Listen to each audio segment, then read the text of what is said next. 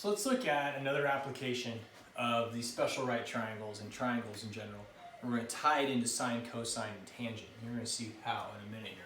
So if I start with a triangle, something like this, 90 degrees, we're going to be looking at this angle, and we're going to call it theta. Theta is just an unknown value, like we have x for a length. An unknown angle is usually a theta or a phi.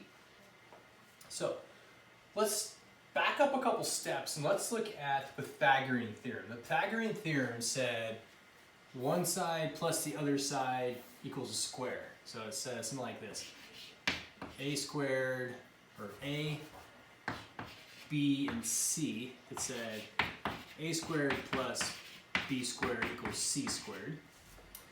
Now, for sake of today's argument and today's discussion, I'm going to change this around a little bit, and I'm going to look instead at x and y. And so we're going to change this a little bit and make this one down here x, make this one y, and we're going to call the hypotenuse, for sake of my example, the length of 1. Okay? So now we have x squared plus y squared equals 1. Okay? Now you can recognize that it's still the Pythagorean relationship. Okay? I'm going to clean this up a little bit.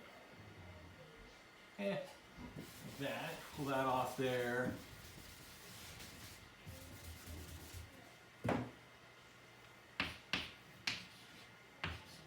Okay? Now we see where these come from. X coordinate, y coordinate. 1 is if this was just a hypotenuse of 1. And we have this relationship here. This is just Pythagoras' theorem, which we rewrote for this triangle here. And I want to do this. What is the sine of this angle? Well, sine, we know, is opposite over hypotenuse. So that's just going to be y. And let's look at the cosine. Cosine of theta is adjacent over hypotenuse.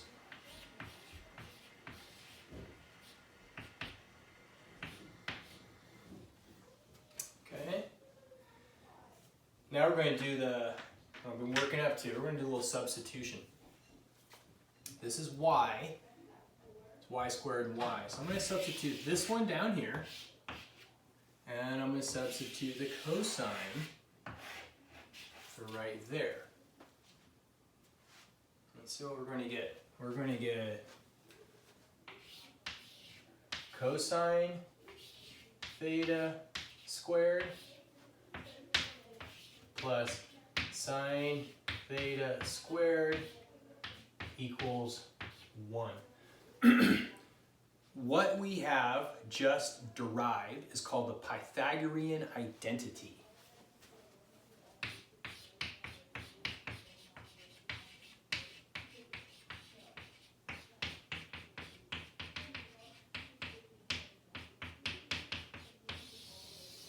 It's called the Pythagorean identity. Now, how do you use this? I don't know. But I know how we can use this. What we're going to do is we're going to go ahead and substitute some values in, and we're going to try to solve for the other value. So for example, let's start with, let's say I know the sine of theta is 1/2. So here's my question.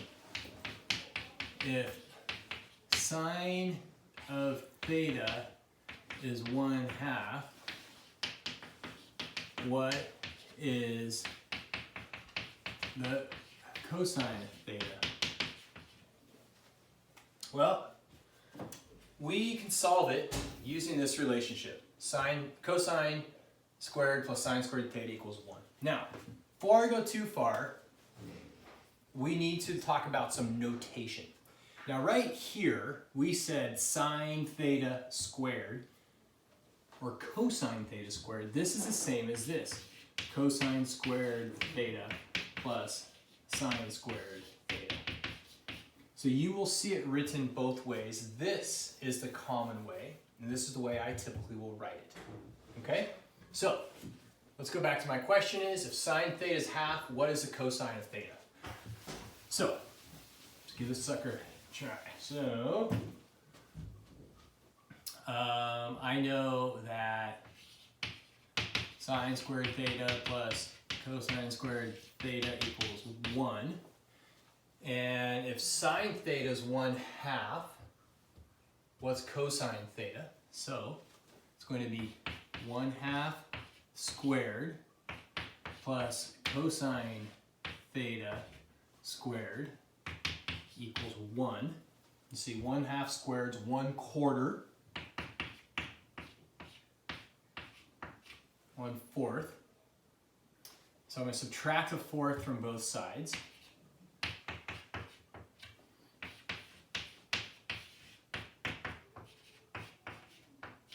Cosine squared theta is 3/4. If I want the cosine theta, I need to take the square root of this.